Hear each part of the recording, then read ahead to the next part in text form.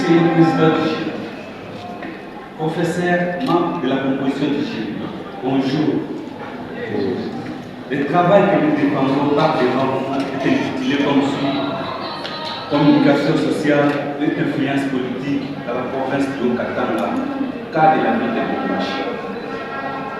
Il est vrai que ce travail n'a pas fait l'objet d'une étude encyclopédique, mais néanmoins, il a subi des recherches potentielles à la matière montréalaise dans le sillage de nos aînés ayant déjà abordé sur ce même sujet en nous évitant le mimétisme. À travers de cette méthode ci-dessus que nous avions eu à élaborer ce présent travail, la méthode structuro-fonctionnaliste. Elle nous a permis d'analyser la société en termes de structure et de fonctions, tout en considérant la société comme un système composé d'éléments interconnectés et fonctionnant pour les métiers équilibrés. Cette méthode nous a été propice en ce sens qu'elle permet la communication sociale et la question de comment explorer les institutions politiques, les médias et les réseaux sociaux. Son importance dénicherait sa vraie valeur en analysant des relations de pouvoir au sein de la province du Haut-Katanga, en mettant en lumière comment certaines voix dominent ou sinon prennent les discours publics et surtout influencent ces derniers.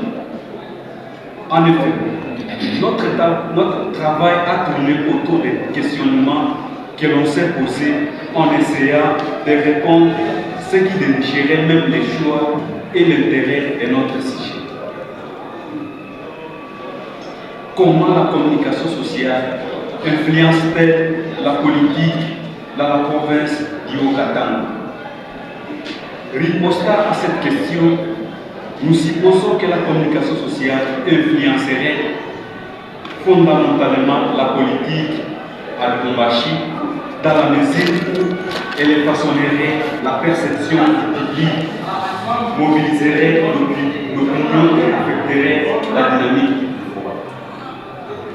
Cette communication isolée faciliterait la diffusion de l'information à travers les médias traditionnels et numériques installés dans la ville. En conclusion, Monsieur le Président du jury, professeur, membre de la composition du jury, hormis l'introduction générale et la conclusion, 3 chapitres ont émergé ce présent travail. Le premier chapitre est axé sur les considérations générales sur l'objet d'étude. Le deuxième chapitre présentera la ville de Lubumbashi dans la province du Haut-Katanga, la République démocratique.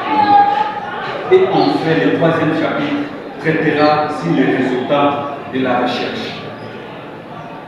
Monsieur le Président du jury, professeur, membre de la composition du jury, il est à signaler que, dans l'esprit de l'objectivité scientifique, et pour éviter la scientificité, nous avons supposé que la communication sociale influencerait globalement ou sinon forcerait la politique à Lubumbashi.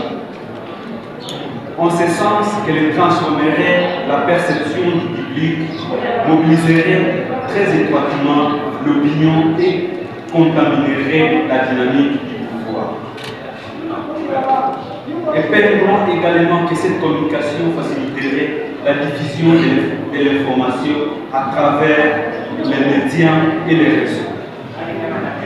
Nous avons ainsi amené notre étude dans un cadre purement méthodologique en appliquant la méthode structuro-fonctionnaliste en s'appuyant sur les techniques de l'observation directe, techniques documentaires, techniques de l'interview libre et techniques webographie.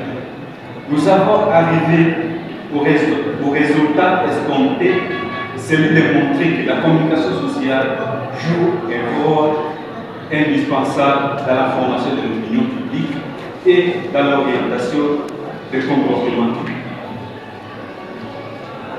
Signalons tour à tour que les habitants de Lubumbashi sont largement influencés par les messages diffusés par le trichement des médias de masse et des plateformes numériques non conçues. Ce qui démontre l'importance même de la communication dans la démocratie que prônent les Congolais. Nous avons dit, je vous remercie.